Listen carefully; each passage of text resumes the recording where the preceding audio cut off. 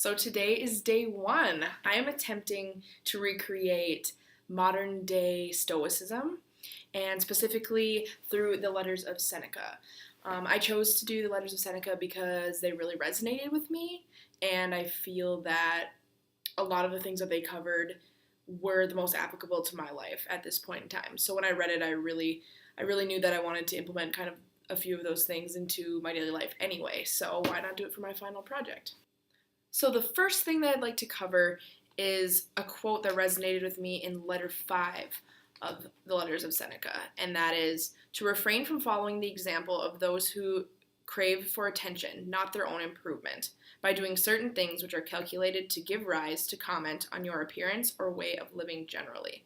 My version of using social media, updating everyone on everything I'm doing as far as graduation and my trip to Morocco this summer, and it seems as though I'm using it to impress and to prove and to constantly be presenting myself in a way that I want to be portrayed instead of just living my life and doing these things anyway. And it kind of made me question what I would and wouldn't do if I wasn't sharing it with the rest of the world. So my solution to this is that I'm going to test out a social media cleanse, and I'm going to go all 7 days without using social media. And on the 7th day, I will report back on my experience doing this and how I felt and if it made any impact. The second thing that I'm planning on doing for this entire week is aiming to spend absolutely no money and making do with all the food and belongings that I have for my last week. I'm going to try to rough it. This is the first time in my life that I haven't had a job, as I'm between periods, so I feel like I shouldn't take advantage of that. And that is based off the quote, "This was the aim of men, who once every month pretended they were poor, bringing themselves face to face with want, to prevent their ever being terrified by a situation in which they frequently rehearsed."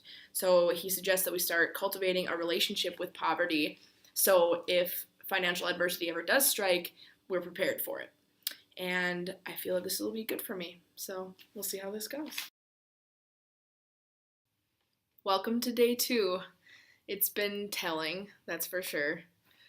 So Seneca writes, "Be harsh with yourself at times. You have to catch yourself doing it before you can reform. A consciousness of wrongdoing is the first step to salvation." So I took this extremely literally and decided to act upon it right away because it kind of hit me right in the heartstrings. So I went out of my way to make a counseling appointment at UMD and kind of take care of some underlying issues and stressors that gave me anxiety, and it was really a beneficial experience. This might get a little heavy, so please bear with me. So everything that I talked about today during my counseling appointment seemed to stem from this constant fear of not being enough. I don't even know who I'm trying to be enough for. It's like I'm trying to be enough for everyone when I should be trying to be enough for myself and relish in my accomplishments and my achievements and things like that. And the goal, I think, leaving that appointment for me is achieving some sort of a detachment from others' opinions and perceptions of me and my self-worth and my own identity. Because it seems that every time I have a loss in a friendship or a loss in a relationship or anything goes wrong like that, I internalize it so much that my self-worth and identity is lost, and I lose my focus on improving myself and improving myself to my standards, whatever those may be. That's kind of what I'm discovering right now, since I know that I've been holding myself to everyone else's standards for a long time. But I just felt that being harsh with myself and having to admit that, first of all, making the appointment was enough to be harsh with myself, because that was like something I thought I would never do. But showing up and really being vulnerable and talking about these things and trying to move past them and recognize that this is something that I need to fix. I can't attest it to everyone leaving and things failing, and anything that is out of my control me. Which is funny because it's everything she said was in line that we've talked about in class, as far as letting these things out of your control be out of your control. So not only do we talk about how I seem to be excessively trying to prove my worth, which I kind of talked about yesterday too, because in regards to social media, I know that pertains as well.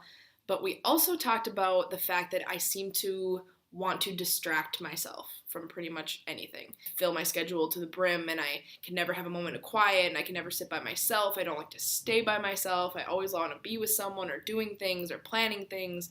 And we've talked about regarding Seneca and being present in the moment and focusing on the now rather than the past or the future.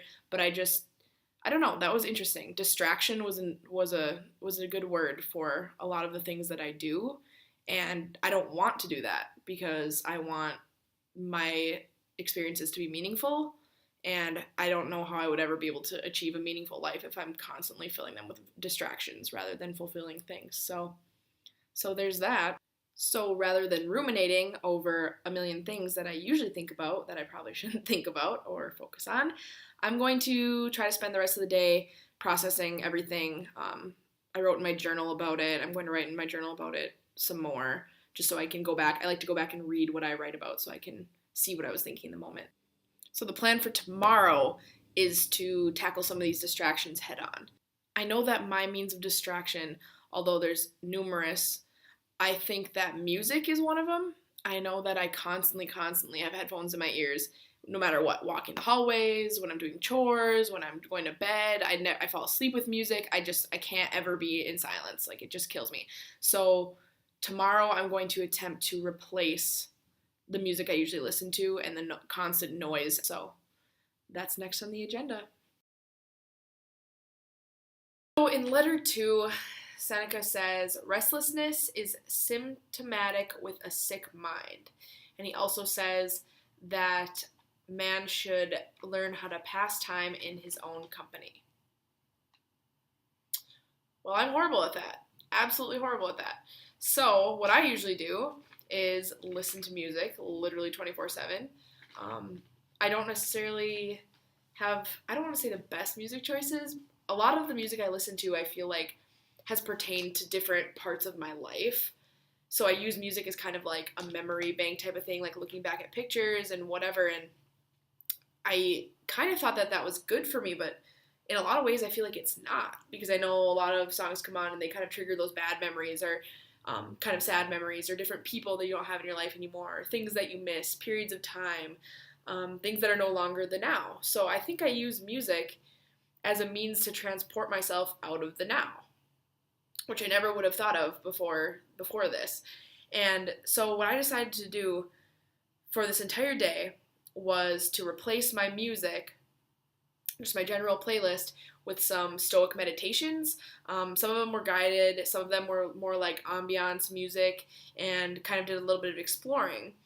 And when I was researching it a little bit, I saw something, I don't know who it was, but it was on some like modern day Stoic forum that said that lyrical music gets stuck in one's head, inhibiting mental equanimity and allowing other selves, namely the lyricists, to inhabit and disrupt inner mental discourse. So I really think that that's true. I feel like that was the whole point of why I did it, is because I liked that it interrupted my thoughts, and I didn't have to sit here and think about myself or, my future or whatever it is that I feel like I should be thinking about, or things that I can't get out of my head. The one way to combat that is to fill my brain with lyrics and fill my brain with all these different songs, when in reality it's counterintuitive, because a lot of times I'll be listening to them and I'll get sad.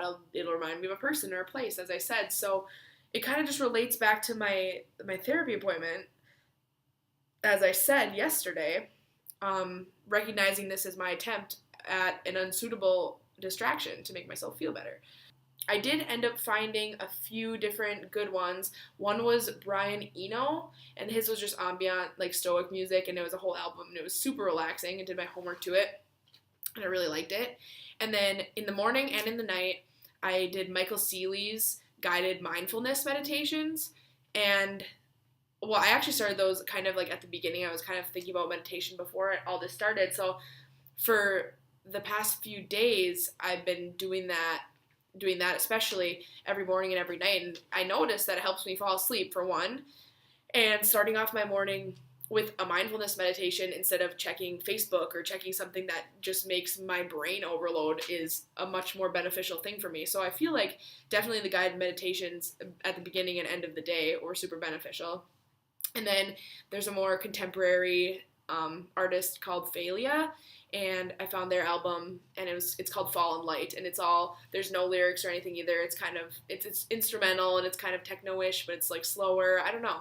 It's hard to explain, but I spent an entire drive driving to St. Cloud listening to it, which usually I would never do without actual music, I guess, or my usual music, so I can sit and jam out and not think about anything. But I actually enjoyed my entire drive, and I sat and I was fine with sitting with my thoughts, and it wasn't as scary as I anticipated it was. It's like I feel like I've always been constantly avoiding it for whatever reason, and now it kind of makes me wonder if I should be, and maybe spend some more time in silence or spend some more time with noises that aren't just busy noise. So that was my lesson for the day. Thank you, Seneca. So Seneca says, associate with people who are likely to improve you.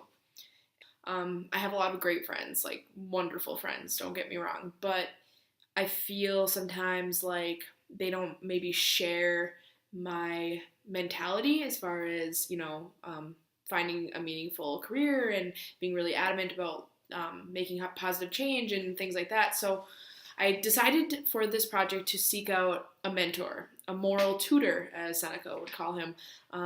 And he was my internship supervisor this year in the communication department, and somebody who I look up to very much professionally and otherwise. So I decided to schedule a meeting with him, and I talked to him today, and from that, I gleaned kind of two things.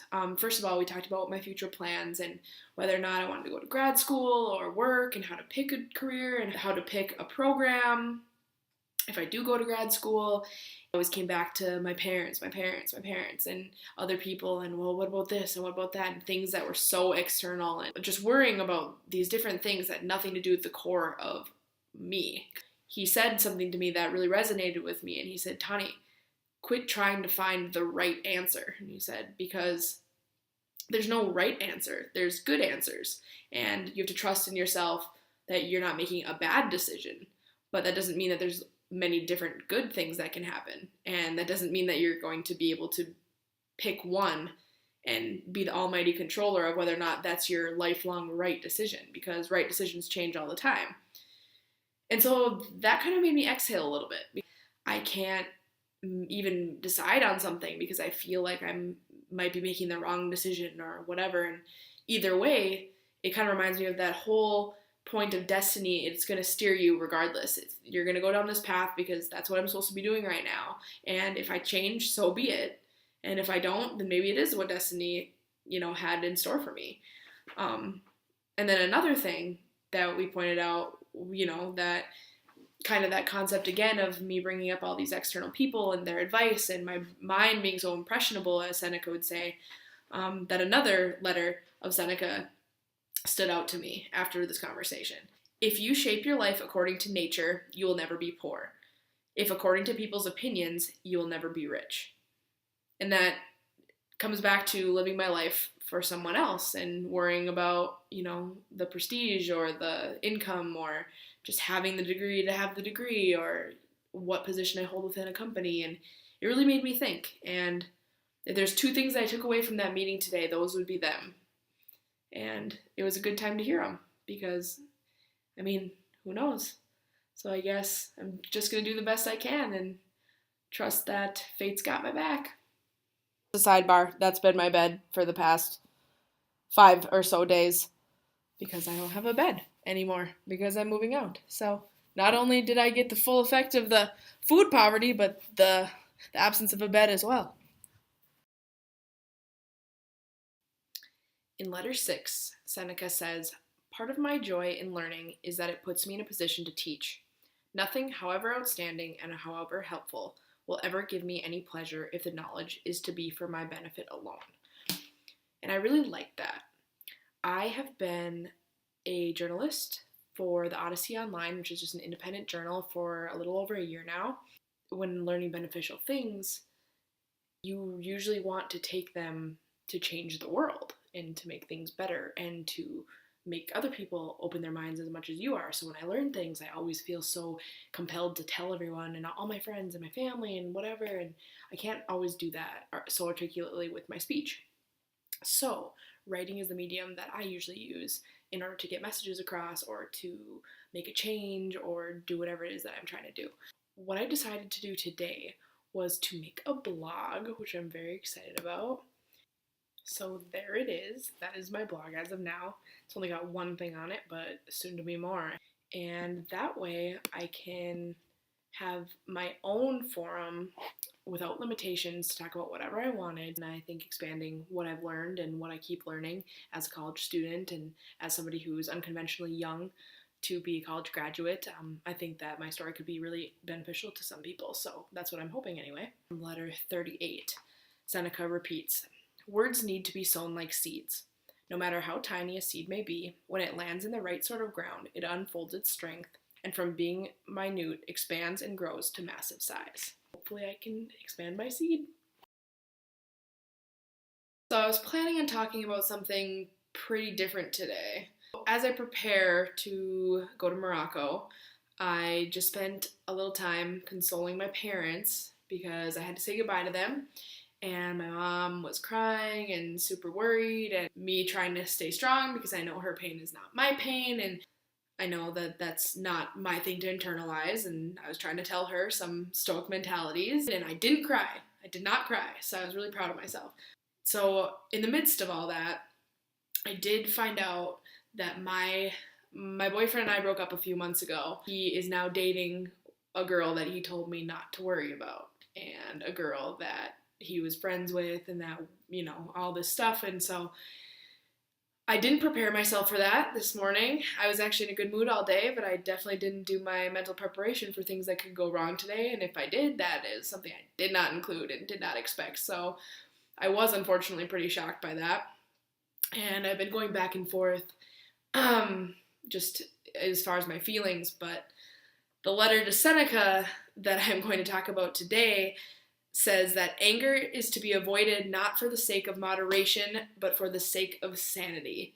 And I think that's true for me in this very moment, because that was my first reaction. I wanted to be so angry, and I wanted to, you know, the first thing I wanted to do was text him and say, like, you're a liar, why would you do this? And I'm not going to. I'm going to be okay, and that's all I know. If this is what destiny wants, and this is what destiny wants, and I was clearly not meant to be with him, and if he was meant to be with her, then I guess who am I to say? I wasn't this calm the minute I found out, but, you know, after an hour of thinking about it and thinking about how I'm going to handle things today, this is what I decided on. So thank you, Stoicism, for coming in clutch at this time, because I'm sure glad I found that out now when I had some coping mechanisms. So